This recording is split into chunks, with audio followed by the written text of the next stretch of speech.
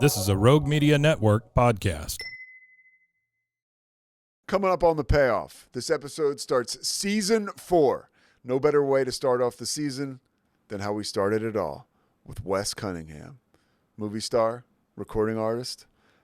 Today we actually got a little treat, some live music at the end from Wes, and he is rocking and rolling. Just came back from a trip in Vegas and talks to us about navigating places like that in sobriety and how if you're filled up with the right stuff, you can go anywhere. We're talking about spiritual stuff and sobriety stuff. And he's just an amazing guy. And this is an amazing conversation. But first, Kevin Souza.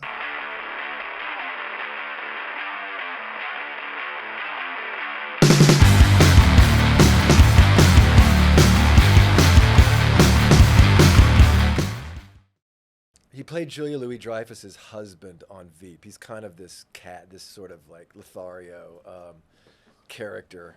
But he's a brilliant, look him up. He's a brilliant. He's like one of the world's top improvisers. Okay. John Lutz, who was on. Oh, sure. Now I'm thinking of John Lovitz. No, John Lutz is on 30 Rock, and he's also a writer for Seth. You'll see him come out. He does that. Give him up. What does he say? He's got this little bit he does on Seth Meyers. And all these people come through Austin. We're talking about Wes's wife performing improv right now. Are we allowed to say that? Yeah. Through Second City in Chicago, Emily was involved with them years and years ago.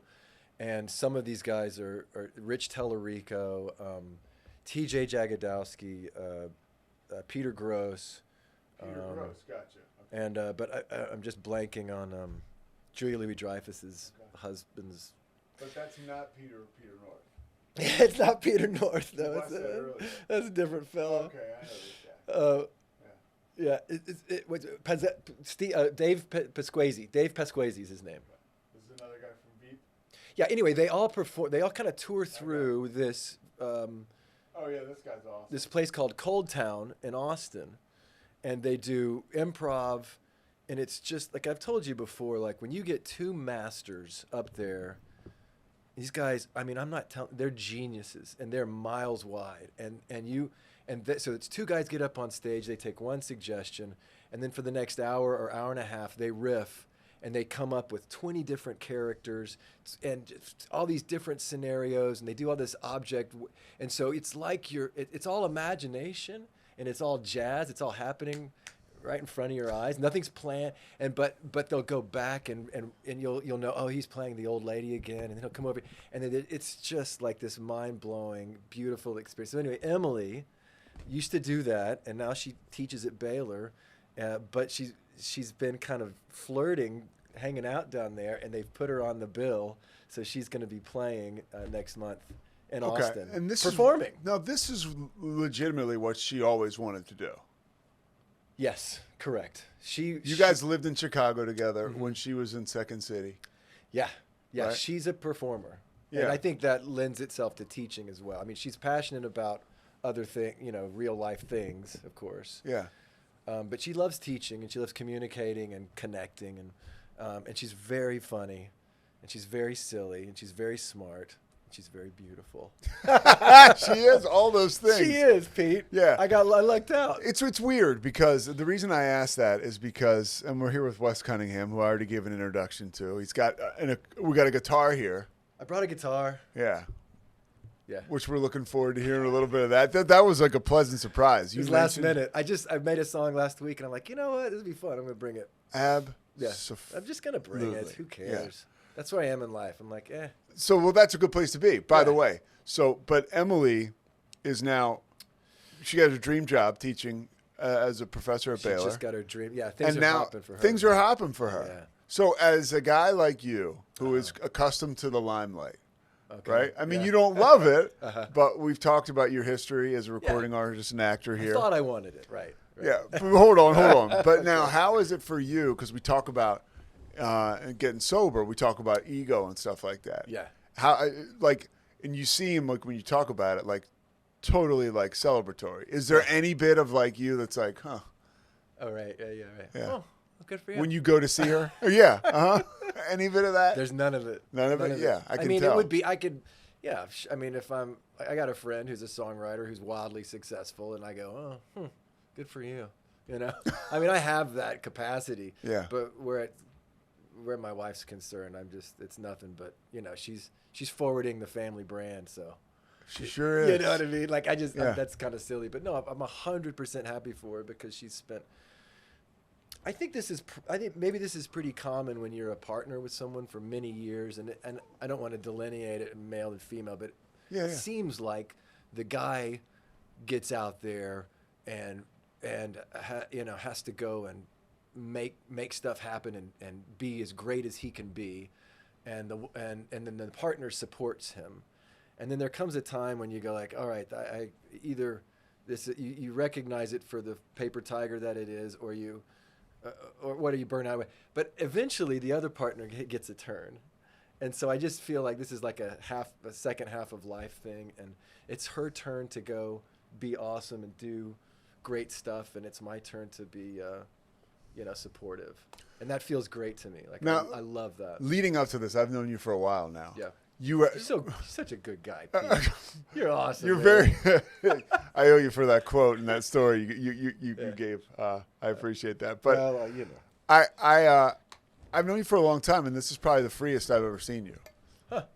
How about that? How about that? Right, and so And I just got back from Vegas. So Yeah. I shouldn't be this way. And the whole time I've known you, you've been sober, and Yeah. the whole time I've known you, like you've been a regular Joe. You've had moments where I can remember one time in the fall of 2018. It was like around Thanksgiving, and you were chairing a meeting. I was like, wow, Wes he's got everything I want right now.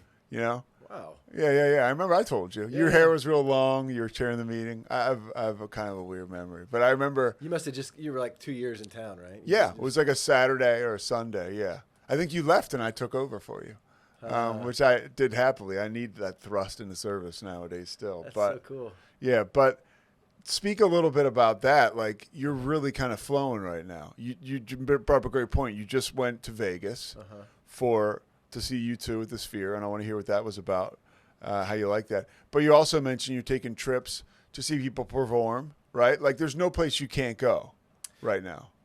Yeah. And when I say trips, I meant trips to Austin. Well, no, it's true. This is the first time I've been to Vegas sober. You know what I mean? I just realized that. I haven't been there in a long time. Like, Yeah. It's been 18 years since and I guess that correlates with my sobriety. But it was so cool to go to this place and to see the wild, just representation of humanity. You just have despair and wild creativity and serious beauty, and then just total fake. And it's just, the whole thing is there. People, crazy people. And I think a difference that I felt is that I didn't feel the need to judge any of it. I just was there appreciating all the madness, and didn't feel the pull to, Vegas definitely has a thing where there's an anonymity there that it's almost like you feel. Anyway, I didn't. I get it. I kind of was. Yeah. Well, first of all, I met 3 of my great buddies from 25 years ago, which is really crazy because we all knew each other, while I was, drinking or whatever. Yeah. And Were these buddies from these are buddies from Nashville? Okay, from the music industry. Yeah. Okay. Yeah. One's a really successful songwriter I mentioned earlier. Yeah. And the other 2 guys are successful doing other stuff and whatever. But we just hadn't had serious hangout time in 25 years. So we got there, and it was just so cool to go, here's what's happened to me the last 20 years. Here's my recap. And to hear all these other dudes, everybody's like 50 or something close to that. And so there's no place I can't go. That's there's amazing. no place I can't go. Dude, that's amazing because I talk about it when I first got sober. I really didn't know what the future was going to hold. I had heard people talk about this is going to be so freeing for you down the line. You just have to kind of do what you need to do now. You know what I mean? Like, if you're not spiritually fit to go somewhere, if you're not, if you're really obsessing about a drink, then you probably shouldn't go to a bar tonight. Right. But at some point, the magic starts to happen and the obsession is lifted, and you are able, if you continue to put in the work, because if you stop doing the work, then I think you become more vulnerable, right? You're just as susceptible to a drink with 20 years, Yes, of course, and Of course. no meetings and being wound tight as you were, when you had a couple days and all you were thinking about was a drink. But like, look at what you're doing now, because I look at myself, and that's why I love conversations like these, because I don't think about that shit unless I'm Right. talking to somebody else about it. But like, that's a major event. One part of it is you're reconnecting with people from your past, which for people that aren't, I don't know, I would think like kind of evolved can be like just weird. Yeah. You know what I mean? Uh-huh. And you're doing it in Vegas for a huge show. That's right. Did you take a moment at all before you went out there? Is That's there what I want to anything say. you That's did? what I want to say. I did spend time, sorry. conscious time, sitting and asking for just that freedom that we get in this deal, where you just show up to be of service and to not have it be about you, and to I really just, I was like, God, just, come with me on this deal. And I really was like grounded and joyful the whole time. And I think it has a lot to do with getting sort of spiritually fit, right, before I went. Yeah. And having that expectation. But I'll say something else. And this again speaks to that freedom, is when I'm working with, and this just happened, I just started working with another dude. When I say working, I'm not like a good sponsor, dude. I'm like, I'm not like, read 64, I feel like, dude, 64 through 80, and then report back, and then I want you to make a list. And I want you're you not unique in that. Like, Yeah, right, yeah, I feel that's like true. I'm a shitty sponsor. I talk to Murph all the time. Yeah. He says that he's not like, Yeah, but good. he is a great sponsor. Well, I and told you this are guy- a great sponsor, and I'm a bad sponsor, right? That's what he does. This That's guy- how I feel. This guy said, well, what do I do next? And I go, well, you should probably get a sponsor. Look for somebody. And he's like, well, what about you? And I go, I'm kind of a shitty sponsor. He's like, well, I wouldn't know the difference. And I go, okay.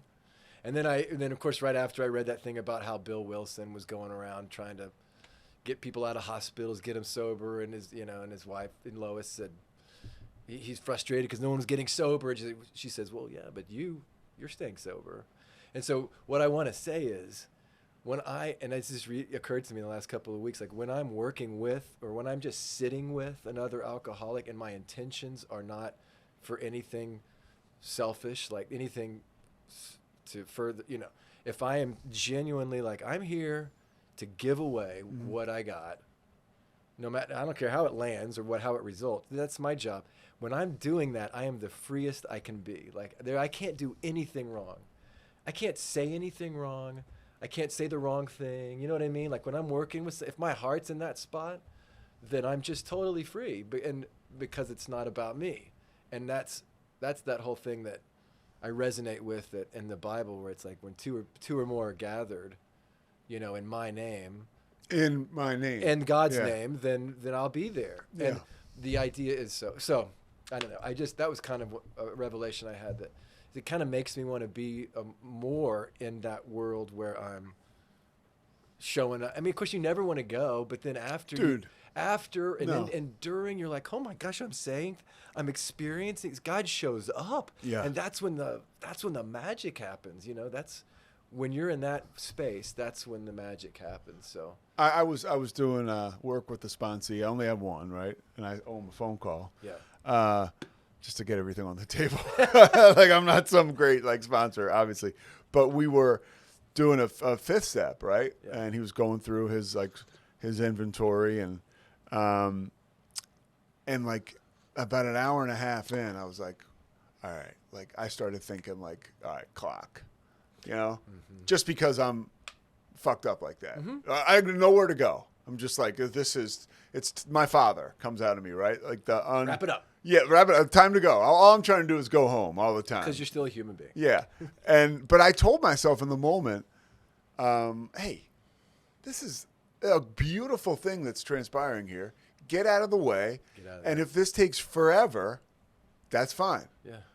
And it, like, the magic really crept in, and it was like an amazing moment. We were right by the Brazos River, down by Cameron Park here, and I just got out of the way. Yeah. But it's all about, I was not about me anymore, or where I had to go. And like, Yeah. it is not easy to get there, and it No. is like a daily thing that I have to practice. I was listening to a Sandy Beach tape again, because I was like on the brink, right? I'm not like sitting here waking up listening to Yeah. AA speaker tapes all the time.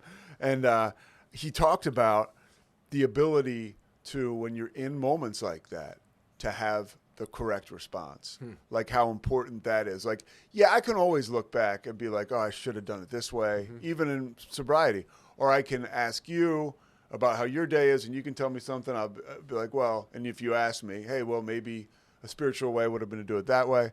But to do it, the power of doing that in the moment is amazing. And it can change your entire life if you can stack. I was just listening to a coach talk about stacking days. And if you stack enough good days, you're going to see incredible progress. Same thing with sobriety. I mean, you stack those days and those moments, right? Yeah. Yeah, that was the attitude I took going to Vegas. I just met with that guy, and I was like, I'm just going to kind of keep this going and show up. And it was awesome, man. What was the show like? All right, give me a real critique. Because at the end of the day, it's this. This is from an outsider. I haven't been there. Yeah. My sister-in-law Patty has twice. Right? Oh, really? Yeah, she's loved it. Okay. But I've heard, it look, dude, it's a residency. Yeah. Right? Yeah. And I don't know if you, as a musician, are you like, how do you look at those? So overall, it made me sad, but it was an amazing spectacle, and it was super fun to participate in it. I want to choose my words carefully, Bono's not going to come for us. Yeah, dude. I don't. So just what you said, it was showbiz. Yeah. It was a Vegas review, and Bono and crew were sort of tongue in cheek, acting as if, I'll be a circus master. I'm the and he kept playing Elvis songs, and he kept he was self-aware, ironic about how he was the lounge singer, and this is Vegas. And so it lacked any sort of danger or any sort of passion. It was just kind of, the band was rote. I will say, the Edge or whatever, Larry Mullins wasn't there because I guess he's sick or whatever, but the rest of the other three guys played their own instruments without many tracks, and that was admirable, but it was kind of toothless, I mean, they were up there kind of going through the motions, and it was really cool. Yeah. And I paid a ton of money, and I'd probably do it again. But at the end of the day, it felt like more of a Disney cruise or any kind of one of those big spectacle type, like a neat fireworks show or review. It didn't have it didn't hit my guts, Well, much different. And I shouldn't have expected it to, right? Well, I mean, look. I just, I wanted Red Rocks. I wanted Bono to get out there. Well, I was about to say, like that Bloody Sunday raise video. a flag when and we were kids, I must have watched that 1,000 times at the behest of my brother. It's that energy, Yeah. it's that danger, it's that rock Whoa. and roll. But I looked around the crowd. It was like I was in church. It was like all these like really nice looking white people. It was corporate. They're all like clapping, yay, Bono, and part of that's me, like just being, like I don't. Yeah, I'm not like that. I'm not like that, but I am. Yeah. So I mean, I don't know. Lots of emotions. In general, it was cool. I mean, it was cool. Did you feel connected to that? Because sometimes I will, in a sense where I can always go back on YouTube Yeah. and watch Larry Bird in the 1987 That's a good NBA point. Finals. Yeah. But if you see Larry Bird now, it's just a much different story. And he didn't even have to play basketball. I just see him, It reminds you that you're, Yeah. you've got your moment and then it's gone. And, I mean, the whole thing was a little bittersweet, right? Yeah. Because, I don't know. What was the intimacy like? And the crowd, like, Yeah, in the like how many room? people were there off the top of your head? Do you know? Like, I mean, it was surprising. I thought it was more than it looked like. I Okay. think it's like 18,000, Yeah. but it's, it's like this vast, Which is more than I bleachers thought. that just go Yeah. up, up, up, up, up. Yeah. And so the whole place is a screen, of course. And so you look up and there's the sun, and I mean, it's really exciting to me. Yeah. It's just like mind blowing. And at one point, you see there's and you just see Las Vegas, and it's like you're looking out onto the Strip, and there's all these hotels, and it's like you're outside. And suddenly the wrecking crew starts taking down buildings until finally there's nothing there. It's fast motion. Until finally there's just the desert, And That's then, how it started. Yeah, and then the water starts coming up, and then it becomes this big flood, and then stuff like that. And you're just like, it's like you're in this giant IMAX, and U2 is playing at the same time, right? So of course it's cool. Great. My criticisms are nuanced because I Great know the question thing. to ask somebody of your age or my age. Was there a point in the time where when you were like, all right, like when is this going to be over?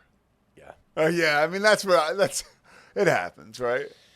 I would say, when is this song going to be over? Okay. Like I'm okay. ready for the next. They did Achtung Baby, which is a cool record, but I mean it's just kind of plodding. It's just kind of. Did they play like a greatest hit? Like that was the.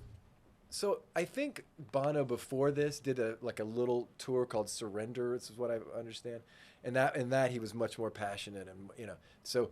That's the show I should have gone to see. You know what I mean? This one was. I had a little more showbiz. teeth. Yeah, that's right. I had teeth. Yeah, had some conviction. Yeah. And it was cool, but it wasn't. It was cool. The best part was being with my bros. Yeah.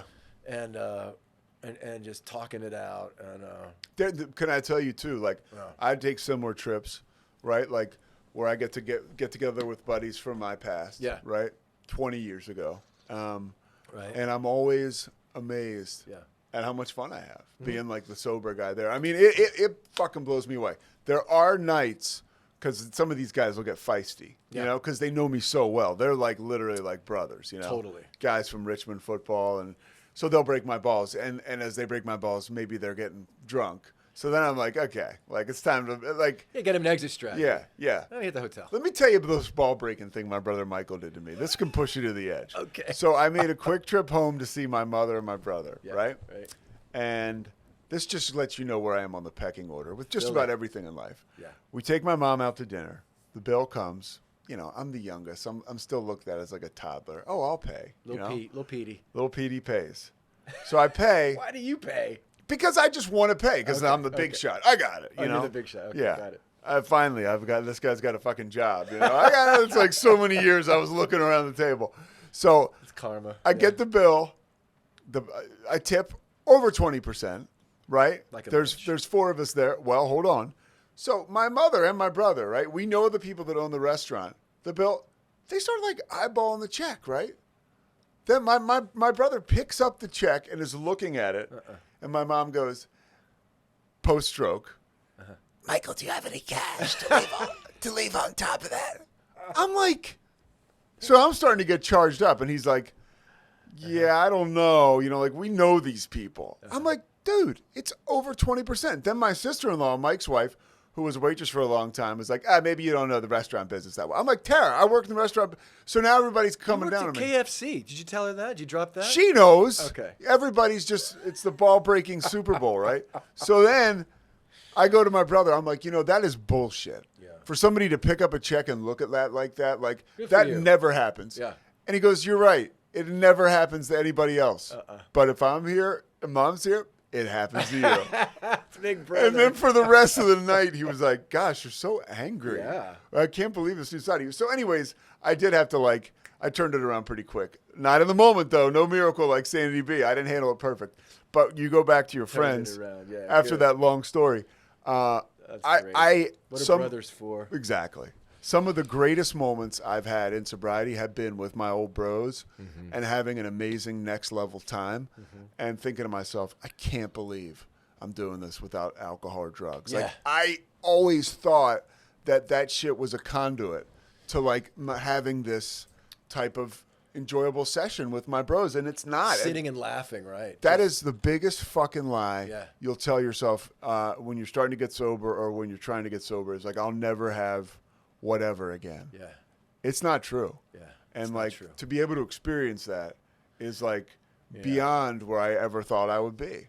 It's true, man. One of these guys that went on this trip was like my best bud and one of my closest friends back in the day, and we kind of had it wasn't a falling out, but it was when you go through something like you're bottoming out, when you go through that destruction of ego in early sobriety, people can't relate to it, and they just think, I don't know what they think, but some folks just go like, I don't know what that is. I'm out, kind of thing.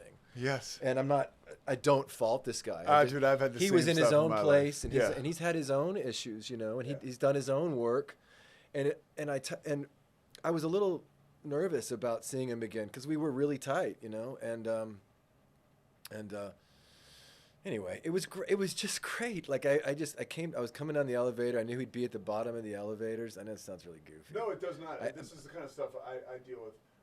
I'm carrying some weight in my heart, you know, because I really love this guy, and I just don't know what it's gonna look like. And as we're going down, I talk to God, and I just go like, I mean, I'm here, and it just shows up, and it just boom, and I open the elevator, and there he is, and I have nothing but joy, and just so excited to see him and to see each other, and we had this great reconnect, and I mean, that sounds goofy. You're talking about bros, but that's what sobriety. It's another thing sobriety has done for me is to just, and it's not like my ego is like, it's just I'm just happy to accept him as he is and to be in this moment and just grateful for our history and all the positive things, you know. I didn't bring any resentments or anything to the deal, and that's just,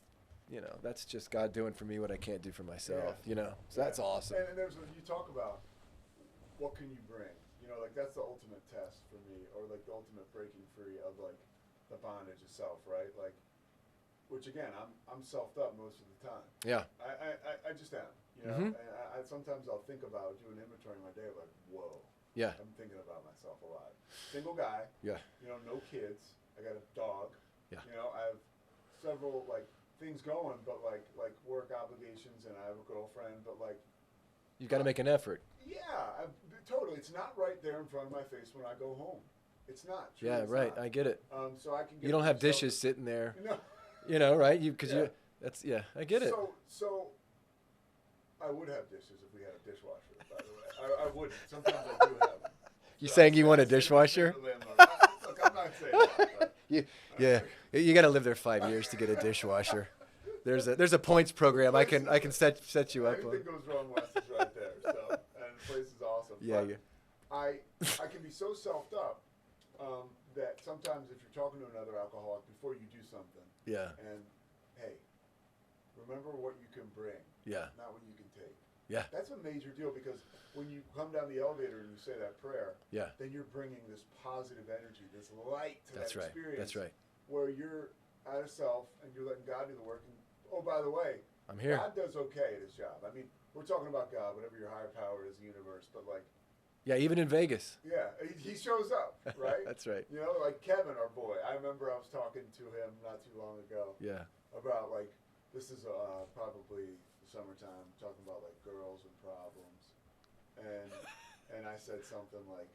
Girls and Problems. That's a good album cover. It's a good album title right there. And I said, he's like, have you talked to God about it? And I was like, no. He's like, he's dying to hear. He's like, yeah, he says you haven't talked to him about it at all. He's dying to hear you. And it's so right. It's like, you talk to God about this stuff. I'll talk to every Tom, Dick, and Harry and myself. Yeah. But, you know, if I bring that spiritual component into my life, it gets a lot easier. Your day's free. You're free. It's pretty awesome. I saw you pick up that book. What's in that book? So, something that's come up is, you know, amongst the conversations were conversations about morality, and this is when you were with your buddies? With my buddies, and it relates to alcoholism, and I just wanted to shout it out real quick. And so I was just thinking, because, you know, a particular friend of mine was just like, man, look, he's always bitching about, look at these people. What are they, you know? Or you're in Vegas, like, what are you bringing? What are you doing with kids? You know, or just like, he's just got a problem with immigration. What are you doing? You know, it's much funnier when somebody's on stage with a microphone and is actually funny with that shtick, because it can bring you down sometimes, right? It brings me down, and it also reveals my prejudices and my judgments, and anyway, so I just sort of randomly, you know how these random things happen, right? I picked this up. This is the best of Bill Wilson. It's just this little book, half chewed up. Where'd you get the book? Half chewed up by my dog. I have no idea where I got the book. Okay. You know, but this one chapter is on love, and it's kind of what inspired this song. And it's the idea that we're not going to. you can't change your spouse or your partner or the people in Vegas or the immigrants or the Republicans or the you can't change anything.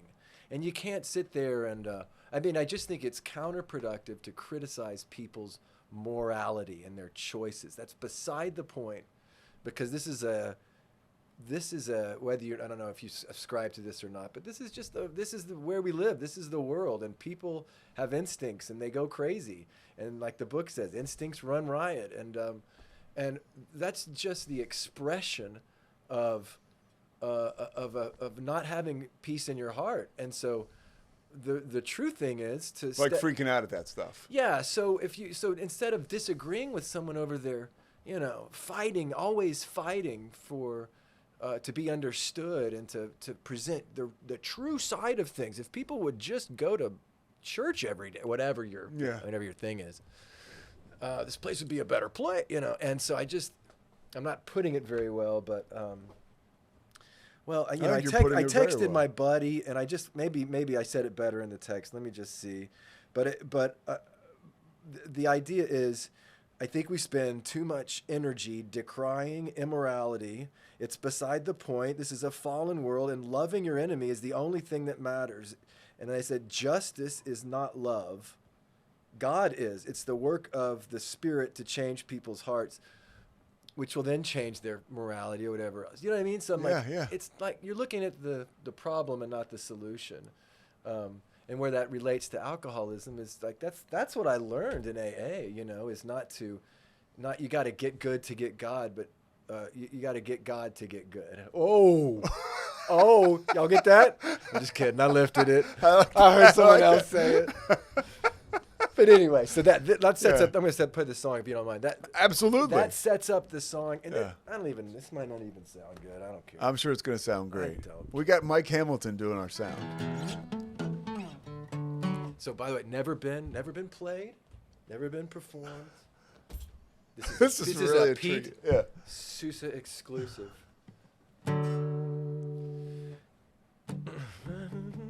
It goes like this. And I'm writing this to myself, by the way. I'm not talking to somebody. Maybe a little. Why do you keep trying when everything falls apart? Why do you keep crying when everyone breaks your heart? You're fading into black. I just want you back. I want you carefree. Ought to take it easy. Now we can be carefree.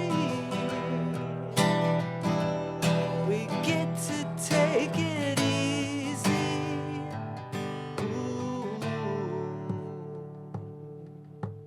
Why do you keep hiding? You got somewhere to be. Why do you keep fighting when you are already free? Free from all the shame. You can change your name. You can be carefree. You get to take it easy. Oh, we can be carefree. Get to take it easy.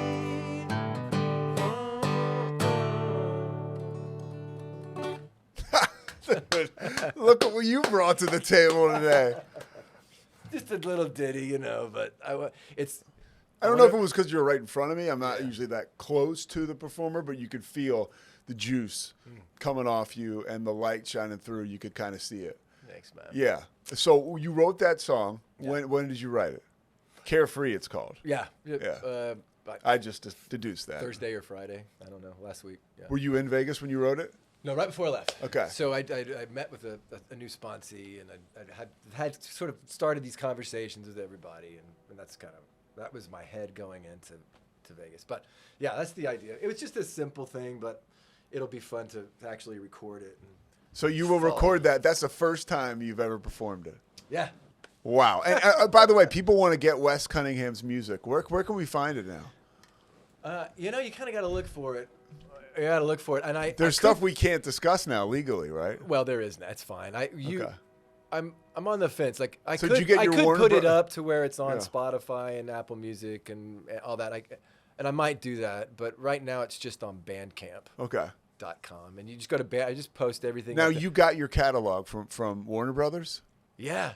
So you had a catalog that Yeah. from back in what, 99, 2000, 2001? Yeah. Well, the thing is, I made 2 records for Warner's. One of them they didn't put out, and that one I never released because we talked about this Yeah. before. Well, no. But I was able to dig around and find out that that nobody wants it, so I can put it out. Because a buddy of yours sent it to you. That's the cool Yeah. story. Is that it was in a, I mean, this is the movie. Is this a version. literal reels? Yeah, they were literal. Well, they were ADATs. Yeah. But they were also reel-to-reels, like 2-inch tapes. But it was in a storage unit in Nashville, and they were closing down the unit, and they found these tapes, and they're like, somebody come get. I'm not freaking Brian Wilson or anything, but I wanted to save the masters, so I drove to Nashville, and then they put him in my closet for a couple of years, and then just last couple months ago for my wife's 50th birthday, I sort of unearthed them and put them up online, and so they're not available. You can't stream them. You can listen and buy them on Bandcamp. Yeah. And it's a great record. I'm super proud of it, but it's also 20 years old. So, but it's cool. It's cool to listen to that kid back then and everything he was going How much through. different is the guy we just heard than that kid back then? I mean, just it's like we get to live 2 different lives. That's a different guy. I mean, it's the same guy, but it's also, I mean, I have a whole new, I just have a whole new outlook and paradigm. So I feel totally different. I look back and I go, here's how I know.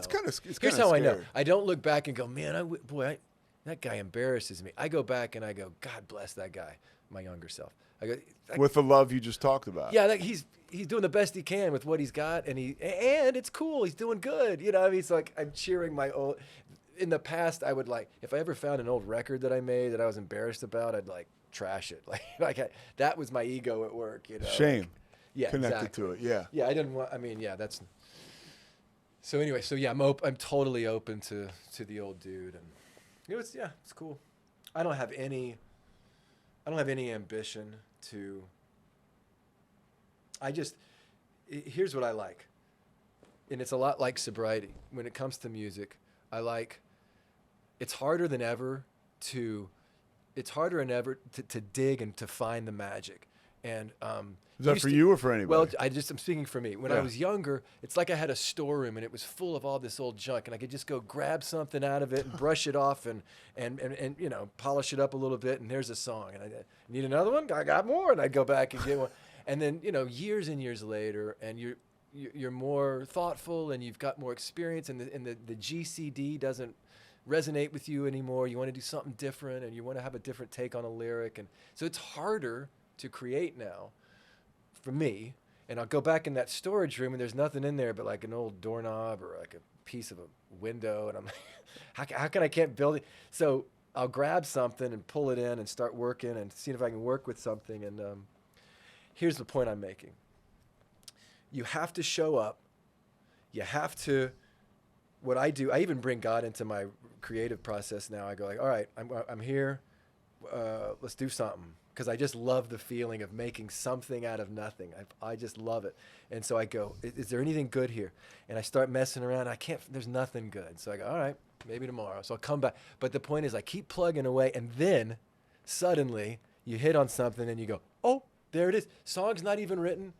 Nothing's been done, but you find there's something, there's that little spark there, and you go like, oh, and it makes me feel so, because I get to participate in this thing it feels like it's outside of me. And it comes and it's there, and then I can play with it and embellish it and get in my own little bubble, and then it's done. And then it's not like I want to take the song and go, hey, I want this to make me look great. Here, listen to the song so I can be cool. You can feel great. You think I'm awesome. Yeah, I want to make. That's what all of us do with our work. But I want to. But it's sometimes. different. I have the song now, and I go, it's similar, but I want to go. I go like, look at this thing that I found. It's like I appreciate it, and I want you to appreciate it. I want to share it with you. Yeah, because I want to like share that it. was just an act of sharing what I felt like transpired Exactly. here. Yeah. That's what I want it to be now, more than check this shit out, man. I totally rocked it. What would you tell your younger self? Quit trying so hard. And I mean, I don't know. What can you tell your younger self? I don't know what, Yeah. Stop drinking. I don't know. I mean, that wouldn't work That either. wouldn't work. We got to find our own way to it. Yeah, you can't tell your young self anything. Lighten up. It's going to be okay. It's going to work out. Quit taking everything so seriously. Probably what I would say. And we got another lease on life. Like you talk about like going out to Las Vegas, and I think you were talking about the last time you've been out there was 18 years ago, and that's just kind of like something I can glom onto to be like, 18 years ago when you went out there, you were kind of rolling the dice with like life. Like that's the scary part for me about being back out there, and that's the frightening thing for me about when I look back on untethered. Yeah, I mean, I was dangerous. Yeah. I mean, I don't want to like undersell it. I was, getting behind the wheel of a car, messed up a lot, being around people while I was messed up, and then of course a danger to myself, right? Like just the stuff I was putting in my body. How did you not fall into all those pitfalls? Right? Like how are you still? It's a miracle. Here? So that's what we kind of have to give back, right? Great. I mean, like it's an opportunity for us, literally to like, we are uniquely qualified, like a surgeon almost would be. I mean. Sorry if you're a surgeon out there. Like I get it. Like you make a lot more money. Apologize to surgeons. Well, you went to school forever, and you're wildly talented. But I mean, we fell ass backwards into the ability to help people. I mean, we are sure shit earned it, but like, I can talk to another person who is struggling with addiction, and share my own experience to them and become an expert, all because of that wreckage and that scary stuff. And I too. Even if you just step into that, if you don't have a history with hair, whatever it is, if you feel nudged, if you feel pushed to step into a conversation with someone, then you're in the right spot, right? And God will talk through you. Yeah. And it'll be awesome. Because it's funny, you talk about it, and I tell myself the same thing. Like, I'm a terrible sponsor. But it's like, that's not what God would want you to say. Yeah. He would want you to show up. Just show up. And let him work through you. Yeah. What about the recent time? I just thought of this. So this is a great story. No. So it was December 5th. It was the first basketball game I had this year. ESPN2, the game is on. Yeah. It's right before tip. Yeah. The game, I'm doing the game with Fran Fraschilla, who's like a big deal in my industry. And right before tip, it must have been like a minute before 7 or 8 o'clock, whenever the game tipped off. And I see this guy come behind me and pass me on the shoulder courtside, and it's Wes. He's like, hey, Pete, what's up? And I had like a moment, we weren't on the air, and we got to I got to get centered a little bit and get some of your love and your glow. And it really, really made me feel like, oh man, am I in the right fucking place or what? That's so cool, man. It wasn't like you alleviated a fear so much as you just made me so charged up and realize, wow, what a purpose we have, and how grateful are we? Yeah. It kind of made, just probably seeing me made you kind of right size. You know what? I don't have to impress. I'm cool. 1,000%. And I think we all put a lot of pressure on ourselves to do whatever it is the thing is. And that thing is like bullshit. Staying sober and carry the message to another alcoholic is the thing. Yeah. Yeah. It's fun too. Yeah. Yeah. Doesn't feel like it would be. Yeah. What have you, we'll wrap up here in a little bit. Sure.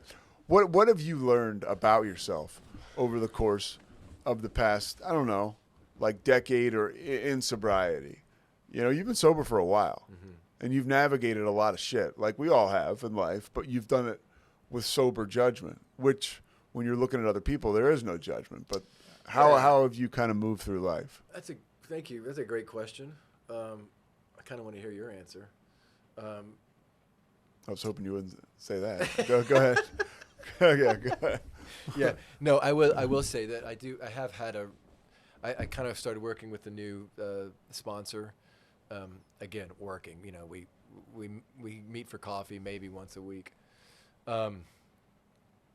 But this guy is completely not, I mean, my opposite in many, many ways. He's just sort of a gruff, just an older, different fella, different kind of guy. And but something about him made me, I mean, there's a couple of things that happened, and I'm like, all right, I got to call him, you know how that works. Like, so I called him, and we got together, and I think having having someone sponsor you, which I've been without a sponsor for a while, thinking I got this.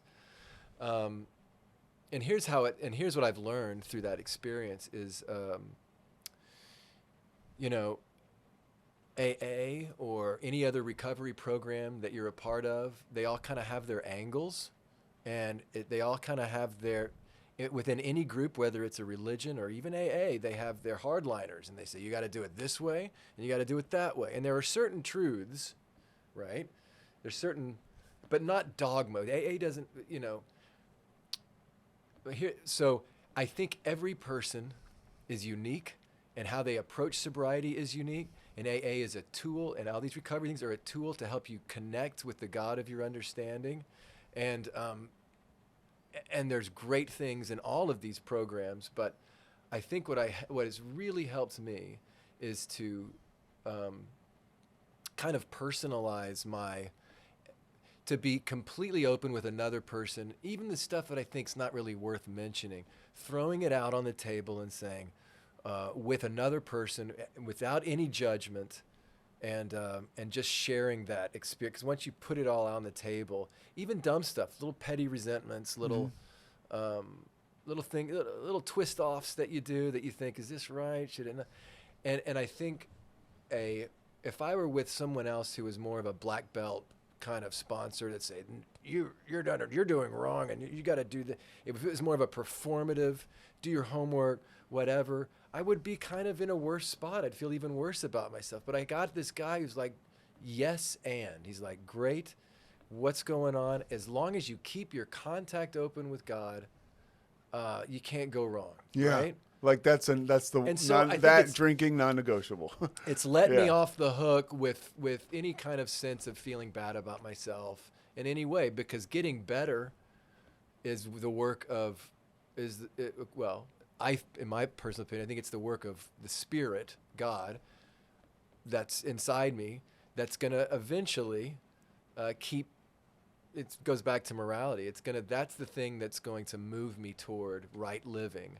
And that sense of gratitude and love and connection with higher power, not what we talked about earlier, which is I got to get good before God approves or enters into my life. It's not that.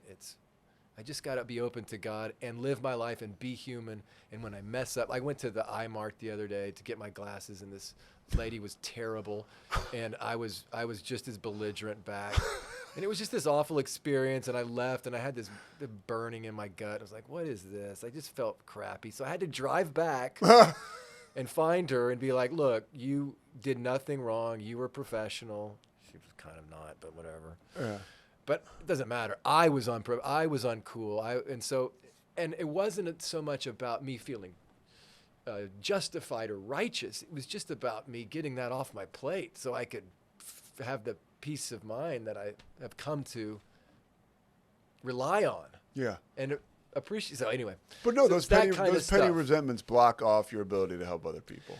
You can dumb it down to that. Just getting with someone. I'm closed off to God, to anybody else when I'm sitting in my head and I got the treadmill going and when you isolate, you think I'm a shitty person. You think I'm not as good, I'm not enough, I'm not this, I'm not, and you just got to get with someone to say, no, you're human, you're cool. Keep talking to God. It's all good. My old sponsor, Greg T, this guy in Louisiana, would always just talk about add a self, add a self, add a self, add a self. Yeah. You know? Yeah. You got the book again. What do you have a special, like? Yeah, I want to read one quick thing. I don't know let's how much go. time you got. Yeah, I got time. It's talking about Bill, how we went into why can't the 12 steps work to release depression? This is on page 54 of The Best of Bill. By the hour, I stared at the St. Francis prayer. It's better to comfort than to be comforted. Here was the formula, all right, but why didn't it work?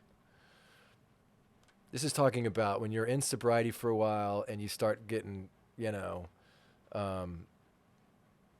was surprised that his life, that he had some depression and he couldn't shake it, and he just couldn't.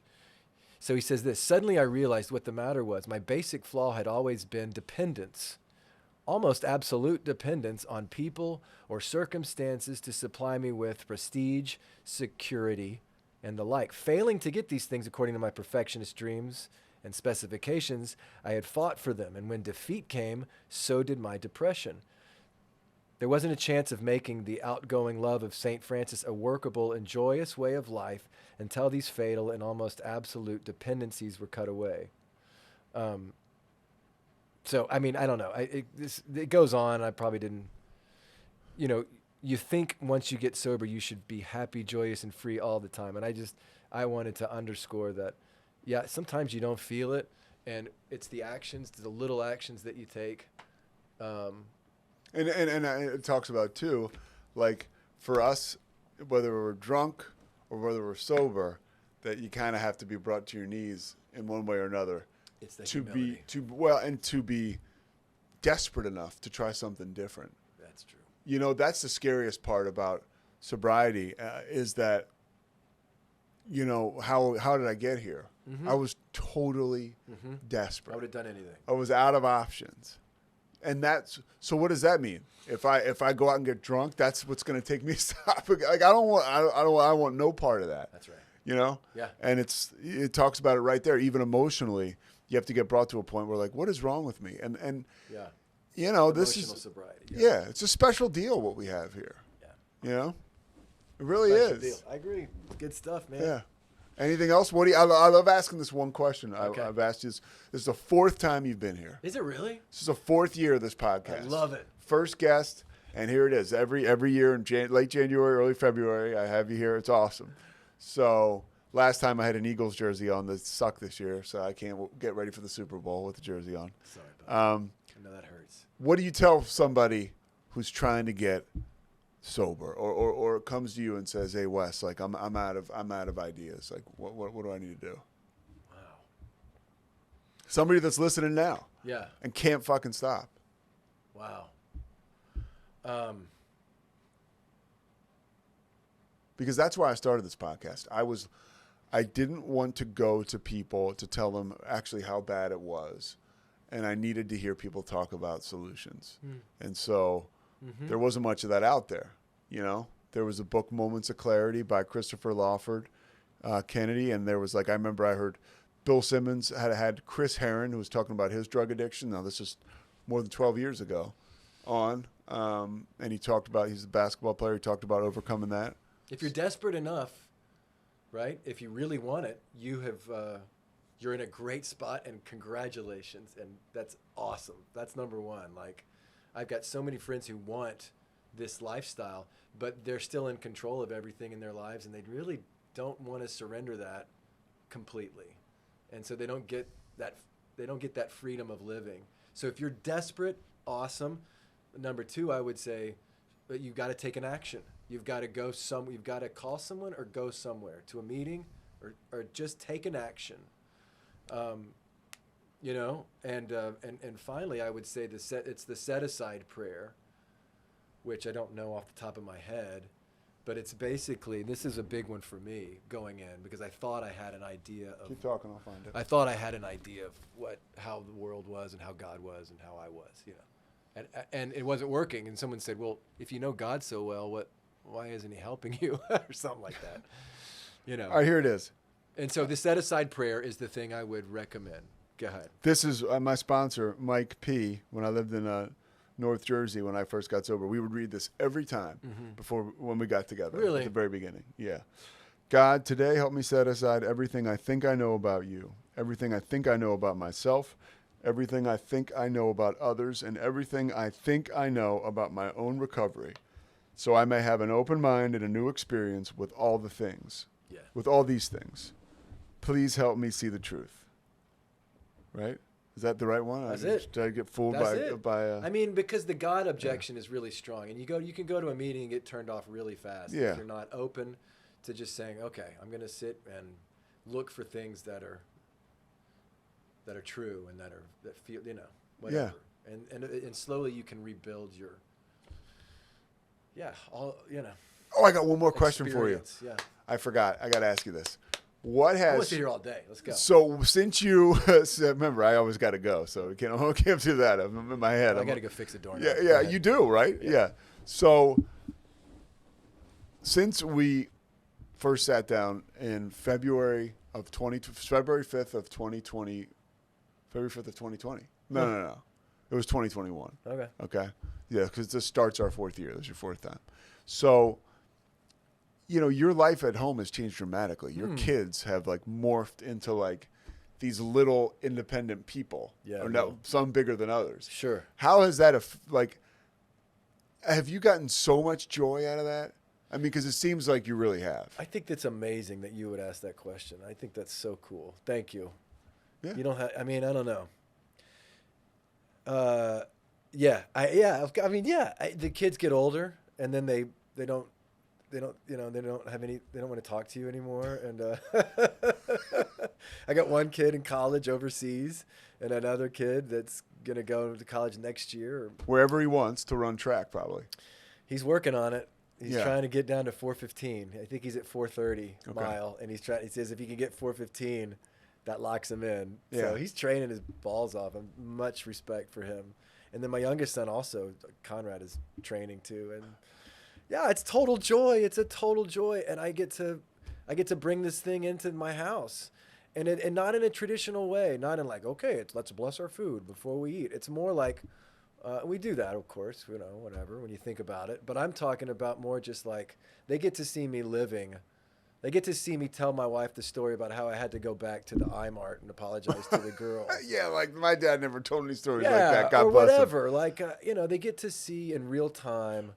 And the truth is, before my eldest kid went off to school, I took him to a meeting, and I was like, look, I remember. This is in your blood. This is in your granddad's blood. And, you just got to be careful, and I know he's off having pints and talking about important things, with all his friends. And I think that's great, but I just wanted to make him aware that, and so my kids know where I stand with my faith and who's one that provides us with the money and the house and the food and the cars. It's not me, it's because of this new life that I've encountered. So it's all it's all God, and it's cool that they see that, and they're gonna go do their thing, and that's cool. At least I still have Emily when they all leave, and my dog, my new little dog Tuco. Have you met Tuco? No. Oh. Should bring Tuco over to hang out with Sadie sometime. You could always bring Tuco in here. Tuco's little, but he's ferocious. He lives up to his name. He's named after the Breaking Bad character. I've never seen Breaking Bad. Oh my! Front to back. No. What? No. All right. Greatest show all time. Is it really? I'll tell you what show is awesome. Okay. I'm happy I have a little bit of a platform to talk about this. Okay. Griselda on Netflix. Unbelievable. Griselda. So it's about Griselda Blanco. She was a drug queen pin, female obviously, and she was from Colombia. No, hold on. She's from Colombia. Yeah, well, duh. She's from Colombia. Yeah. She was involved in drug trafficking and drug distribution in New York State and Colombia. Yeah. And then she ultimately set up shop in Miami, and just it really set off a lot of just that cocaine lifestyle in America. Mm-hmm. She found a way to get it to people like me and you, when before it was just going to maybe you would say the underbelly of society, right? People that were off the grid in the late 70s. And when it was pumped into this high society, it went crazy. And she was out of her mind. I mean, the way the story is told, you're kind of like a Tony Soprano at the beginning. I mean, this is all factual. You don't have to look it up. But like, or you can look it up. But it's like, wow, this woman was trouble. Yeah, Sofia Vergara plays her. It's her best performance, a tour de force for Sofia Vergara. Uh-huh. I highly recommend it. You got to watch it. It's only like 8 episodes. I got to finish it up. Great, I'm in. being a good guy, like going in lockstep with my girlfriend. Right I love now. it. So Christy, you got to pick it up, dude. Okay. Yeah. Dude, I'm in. I need a good show. I'm ready. Well, dude, I can't thank you enough. I can't thank you enough. Yeah, you helped me set this thing off, and honestly, this is the best conversation I've had in a while. Let me tell you, You've said 3 it all. different people in the last couple of weeks have called me Pete at our meeting. I mean, that's a tribute to me. That is a tribute to me. Really? They call me Pete. They're like, hey, thank you, Pete. Great share, Pete. That's humbling for me. I don't even correct them. I'm like, you're welcome, buddy. Yeah, I've had that happen to me too. Yeah. I'm like, you got it, man. Yeah. Yeah, I'm Pete. We're both tall white guys. That's That's right. I like to think you're the handsome one. It's true. You're a movie star. We're playing ball. You said where are you going? I'm going to Denton. I got a basketball game tonight. Crackers. Yeah. All right. I got a basketball game tonight, and then I have 3 games in 4 days. Tonight, tomorrow night, and then I'm off Friday, and then I'm back here. How do you do all that homework? You got to know all the players. That's a lot of work. Just like one day at a time, dude. Yeah. Just like I'm. Luckily, the ESPN does a good job. They'll stick me on like the Big 12 most of the time. So I have Baylor and Iowa State on Saturday. I've seen them both before. Oh, you're doing that on Saturday? Yeah, great game. And then, but tonight I have. Where's that in Iowa State? That's at Baylor's. Oh, in no Waco. kidding, it's gonna be here. Yeah, 8:00 ESPN 2 if you get a chance to We'll watch. try to get tickets. Yeah. I mean, come on, you're courtside usually, but this. No, I was at Fluke. Have you been to the That was first? a total Have you been fluke. to the Foster Pavilion yet? Yeah. What do you think about it? Baylor's new arena. I love it. I Yeah. thought it was great. I have a problem since I'm glad you brought it up. When I watch the game on TV, do you know what I'm saying? Oh yeah. Okay. Well, I didn't know if I was the only people one. that don't know, I haven't talked to anybody, but the it's arena. terrible. The camera, the shot, the wide shot is pretty high. You can't even get into the game. I can tell you from the folks at ESPN that was not their intention. They wanted it here, like in a location where it makes sense for television, and this is allegedly right. This is as I was told, and then it just Baylor, sold the seats, and we live in that. We live in that world where we're going to put up a little. My prediction. All the more reason to go to the game because to watch it is no fun. My prediction is that it will. That is this. It'll change. Yeah. Okay. Those tickets were sold to somebody paying who knows how much money. Oh, I see. They'll figure it out. Yeah, they will. I imagine they will figure it out. Look, That's man. good. I'm glad I'm not crazy. I was looking. I was like, this is. Am I crazy? I haven't talked to anybody about it. But I just realized it just looked like it was. You're looking at it from the God's eye, and I'm like, it's not. Well, no, that's good because all the positivity and light you brought here, you got to shit on you two at the beginning, and now you got to shit on Baylor and the operation over there. Hey, I love Baylor. For the record, we love Baylor, dude. Baylor has given more to me than I could ever give back to them. Too, man. I freaking love Baylor. I told you the other day, and Sick of this isn't a cleanup job. You went to Baylor, I did. but I told you, I love Baylor. I love the people that are around Baylor. I find there's more authenticity there than I thought. First, I agree. And especially if you meet a kid who is currently going to Baylor, they are unlike kids at other schools. Bottom line, they are like super pleasant. In all my experiences, I'm saying all. I mean, I'm sure there's some turds kids out there, but positive kids. Like it's pretty cool. Yeah, it's cool. All right, sick 'em. I'm done. Sick 'em. Way to go, Wes. Thanks, buddy. Mike, can you come in and take a picture? Thanks so much for listening to The Payoff with Pete. Once again, I'm Pete Souza. And of course, we are part of the Rogue Media Network. All kinds of good podcasts you can find at roguemedianetwork.com. And of course, you can find this podcast and all those other ones wherever you get your podcasts, iTunes, Spotify, other spots like that.